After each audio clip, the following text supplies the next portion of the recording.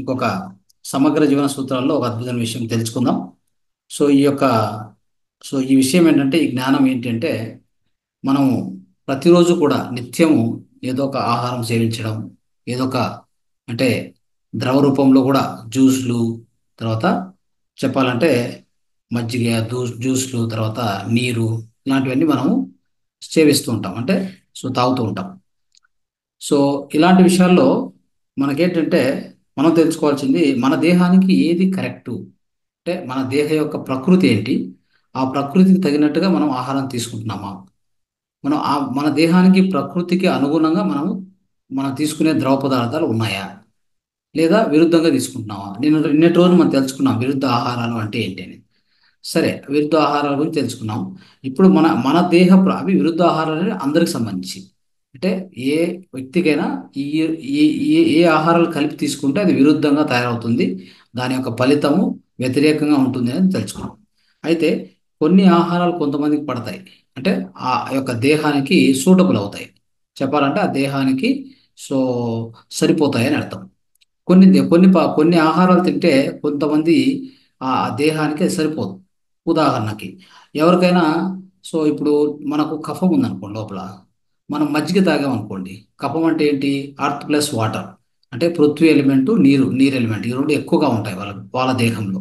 So అలాంటి వాళ్ళకి already కఫం ఉంది లోపల, అంటే ఫ్లమ్ ఉంది, కఫం ఉంది, అంటే కఫ ప్రకృతి అంటాం, కఫదోష అంటాం. అది ఎక్కువగా డామినెంట్గా ఉన్నప్పుడు పోయి మనం మజ్జిగ తాగామనుకోండి, ఇంకెక్కువ అవుతుంది కదా. సో ఇలాగనమాట. ఇంకొంతమందికి ఫర్ ఎగ్జాంపుల్ ఇప్పుడు పిత్త ప్రకృతి ఉంటుంది. సో వాళ్ళు పోయి ఆటగా ఎక్కువగా వేడిగా ఉన్నది ఇట్లాంటివి వాళ్ళు తాగారనుకోండి, నీరు కానీ, సో అలాంటిది ఏమైనా చేయకపోతే, లేదా స్పైస్ ఫుడ్ తినడం కానీ అట్లా ఏమైనా చేశారనుకోండి, ఇంకా ఆ యొక్క పిత్త ప్రకృతి ఎక్కువైపోతుంది దేహంలో కదా. సో ఇట్లాగా మనం అర్థం చేసుకోవాలి. సో ఏ ఏ ప్రకృతి మన దేహము, ఎలాంటి ఆహారం మనకు సూటబుల్ అవుతుంది, ఇలాంటివి మనం తెలుసుకోవాలి. ఓకే. సో తర్వాత ఎంతోమంది చెప్పాలంటే, ఈ ఆహారం కూడా అంతే. మనం తీసుకున్న ఏ ఆహారమైనా కానీ, మనం ఏదో అంటే ఎక్కువ ఆహారం తీసుకుంటే మనకి ఎక్కువ శక్తి వస్తుంది అనే ఆ యొక్క కల్పన నుంచి కూడా మనం బయటపడాలి. ఎట్లా అంటే, మనం తీసుకున్నటువంటి ఎక్కువ ఆహారం తీసుకుంటే, మరి ఎక్కువ పరిణామంలో తీసుకుంటే కూడా అది అరిగించడానికి కూడా మన శక్తి ఉపయోగపడాలి. అది అరిగించడానికి కూడా మన శక్తి ఉపయోగించాలి. అలాంటప్పుడు ఎలా అది మనకు ఎక్కువ శక్తి ఇస్తుంది? కాబట్టి తక్కువ ఆహారంలోనే ఎక్కువ శక్తి పొందడానికి ప్రయత్నం చేయండి. అంతేగాని ఎక్కువ ఎక్కువ ఆహారం తింటే ఎక్కువ ఎక్కువ శక్తి వస్తుంది, తప్పది, అలా అనుకోవద్దు. ఎందుకంటే ఎక్కువ తిన్నారు అనుకోండి, దాన్ని కరిగించాలి, అరిగించాలంటే ఏం కావాలి? మన దేహంలో ఉన్న అవయవాలు వర్క్ చేయాలి, అంటే పని చేయాలి. మన దేహంలో ఉన్న అవయవాలు పని చేయాలంటే దానికి ఏం కావాలి? ప్రతి అవయవానికి శక్తి కావాలి, అవునా?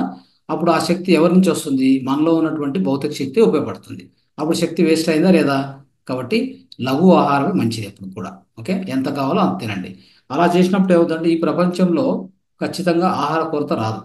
మనం తినవలసినంత తింటూ ఉంటే మన మన ఈ ప్రపంచంలో ఆహార కొరత రాదు. సో అలాంటి తొందరలు ఏవి లేకుండా ఈ యొక్క ప్రపంచము ఆనందంగా, ఆరోగ్యంగా ఉండే అవకాశం అతి ఎక్కువగా ఉంది చెప్పాలంటే. సరే.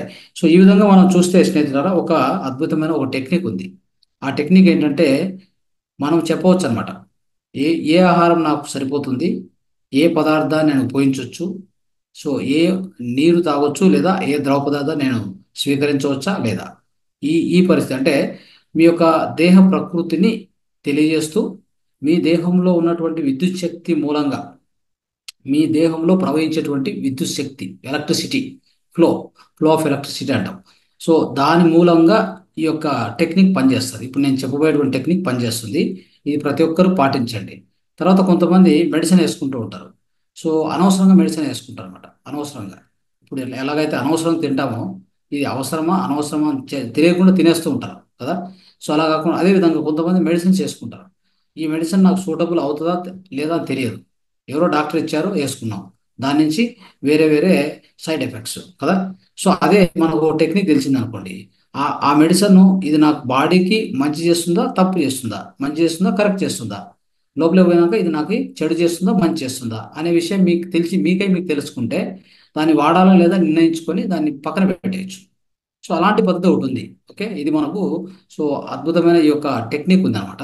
ఈ టెక్నిక్ ఉపయోగించి మనం దీన్ని సాధన చేస్తూ ఇంకా ఎన్నో విషయాలు మీరు కూడా సొంతంగా సాధన చేస్తూ ఎన్నో ఇంకా ముందు ముందు రోజుల్లో మీరు దీని గురించి ఎక్కువగా చెప్పవచ్చు. మీ యొక్క ఫలితాలు ఏమైనా మీరు అనుభవించినట్టు కూడా చెప్పవచ్చు. రైట్? ఓకే.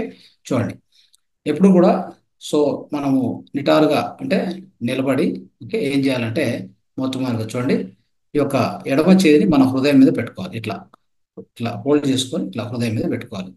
ఈ రైట్ హ్యాండ్ ఉంది కదా, ఇట్లా స్ట్రైట్ పెట్టుకోవాలి.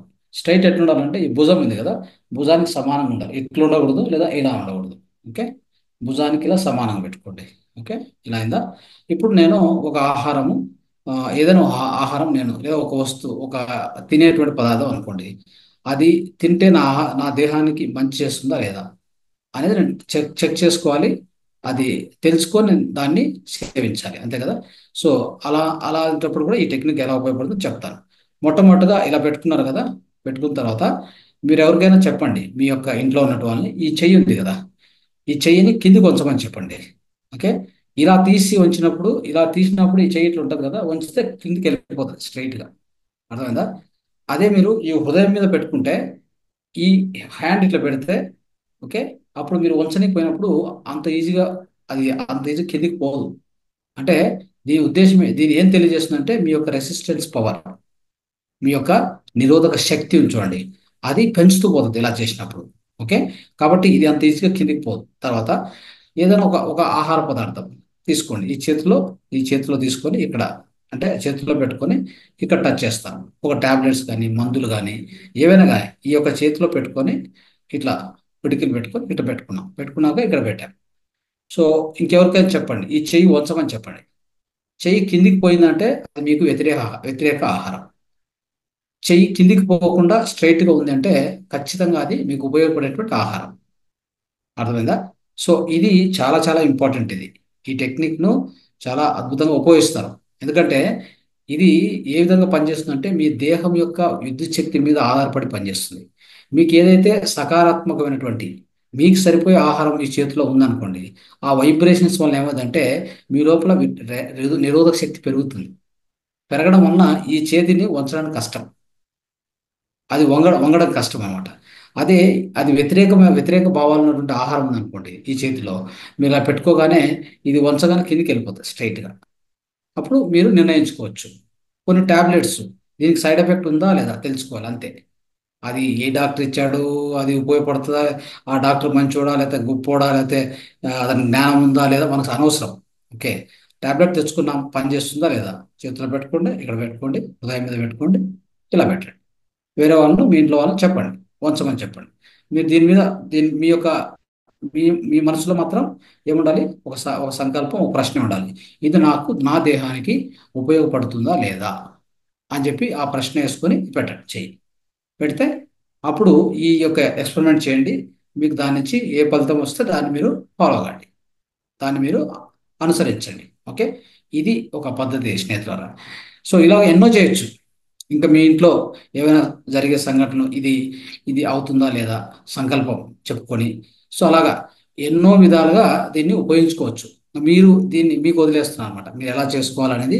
సో ఎలాంటి విషయాల్లో మీరు దీన్ని ఉపయోగించుకుంటారనేది, మీరు దాన్ని ఆ విధంగా ఉపయోగించుకుంటూ, సో దీన్ని ఇంకా ఎక్కువ ఫలితాలు తీసుకొని తర్వాత ముందు ముందు రోజుల్లో దీని యొక్క ఎక్స్పెరిమెంట్స్ మనం ఇంకా ఎక్కువ చేద్దాం. మీరు అందరూ కూడా చేయండి, తర్వాత నాకు తెలియచేయండి. Okay, right.